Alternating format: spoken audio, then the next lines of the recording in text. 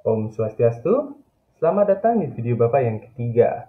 Ngomong, untuk yang baru bergabung di video Bapak ya, perkenalkan, nama Bapak adalah Pak Wawan. Oke? Nah, hari ini kita akan mempelajari sifat-sifat bilangan bentuk akar. Bapak harap kalian semua dalam keadaan sehat dan siap untuk mengikuti pembelajaran ya. Oke, kita lanjut. Yang pertama adalah hubungan bentuk akar dengan bilangan berpangkat. Hubungannya seperti apa? Mari kita pelajari. Nah, di sini Bapak akan memberikan kalian dua contoh ya. Yang pertama adalah bilangan berpangkat dan yang kedua adalah bentuk akar itu sendiri. Lalu, dapatkah kamu menemukan persamaan dan perbedaannya? Oke, kalau bisa atau sudah menemukan, itu bagus ya. Nah, kalau belum, yuk kita pelajari lebih lanjut. Nah, yang pertama kalian harus perhatikan bahwa baik bilangan pangkat maupun bentuk akar aslinya adalah bilangan berpangkat juga.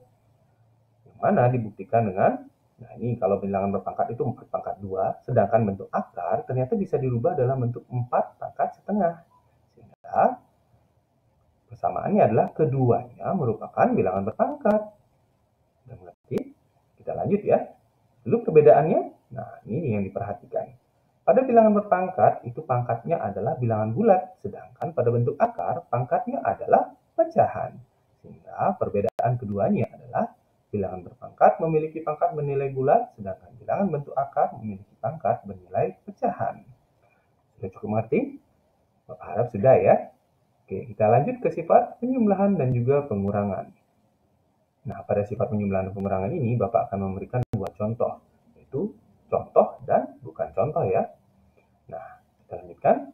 Dapatkah kamu menemukan alasan mengapa contoh penerapan sifat menghasilkan nilai, yaitu 9 akar 5 dan 0 ya, sedangkan pada bukan contoh tidak menghasilkan nilai? Nah, yang perlu kalian perhatikan, nah pada penerapan sifat atau contohnya itu, nomor 1 itu ternyata akar 5-nya sama ya, akarnya itu sama, sedangkan nomor 2 mereka sama-sama akar 6. Nah, sedangkan pada bukan contoh itu nomor 1 akar 3 dan akar 2, terus nomor 2 akar 7 dengan akar 5. Sehingga dari sini dapat kita tarik sebuah kesimpulan, sifat dapat diterapkan ketika bilangan dalam akarnya itu sama, dan tidak dapat diterapkan ketika bilangan dalam akarnya itu berbeda. Sudah mengerti? Oke, bagus. Nah, lanjut. Dari sana kita akan mendapatkan rumus penjumlahan dan pengurangannya ya. Nah, seperti ini dia. Oke. Kita lanjut ke sifat perkalian dan pembagian ya. Nah, pada sifat perkalian dan pembagian, Bapak juga akan memberikan kalian dua jenis contoh. Yang pertama adalah perkalian, terus yang kedua adalah pembagiannya ya. Nah, yang perlu kalian perhatikan pada penerapan sifatnya, nah itu. Bilangan di depan akar akan kalian kalikan dengan bilangan di depan akar. Terus, bilangan di dalam akar akan kalian kalikan dengan bilangan di dalam akar juga ya. Nah, sekarang pada nomor 2 ada sesuatu yang perlu Bapak tekankan di sini, yaitu adalah kok bisa dapat ini negatif 1? Mungkin itu pertanyaan kalian ya. Nah, sekarang Bapak akan coba menjawab ya.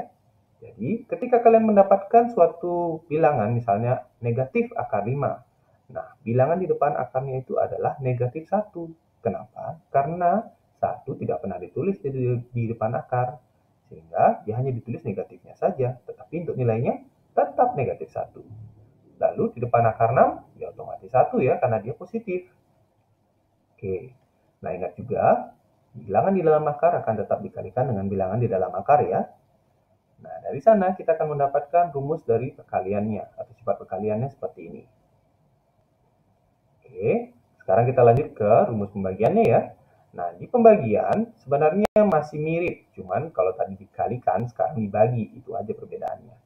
Nanti yang di depan tetap dibagi dengan yang di depan, terus yang di dalam akar dibagi juga dengan yang di dalam akar. Untuk soal nomor 2 masih mirip ya. Jadi, depan bagi depan, dalam akar bagi di dalam akar. Nah, dari sana kita akan mendapatkan rumus pembagiannya seperti ini ya.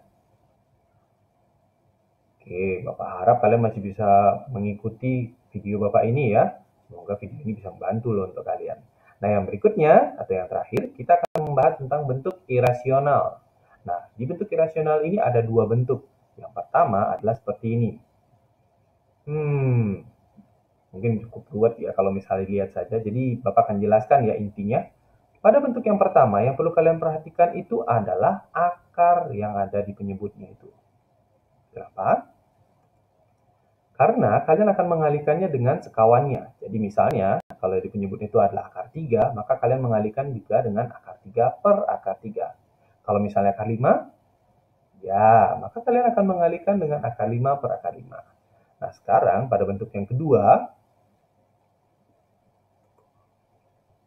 nah, cukup berbeda ya, meskipun di bawah itu sebenarnya masih ada akarnya. Tapi kalau yang tadi pada bentuk pertama itu hanya satu, sekarang pada bentuk kedua itu adalah dua akarnya.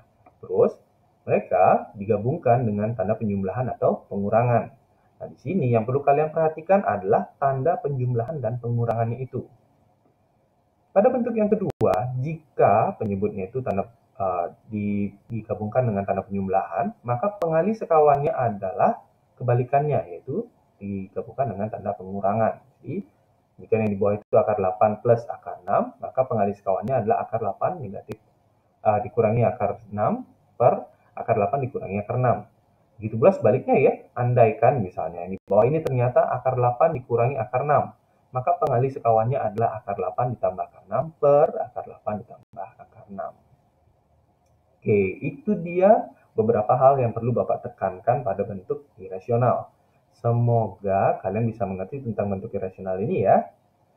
Nah, oke, itu dia. Sudah semua materi sifat-sifat bentuk akar yang hari ini kalian pelajari. Semoga video ini bisa membantu kalian dalam belajar sifat-sifat bentuk akar. Dan akhir kata Bapak mengucapkan terima kasih dan semangat belajar.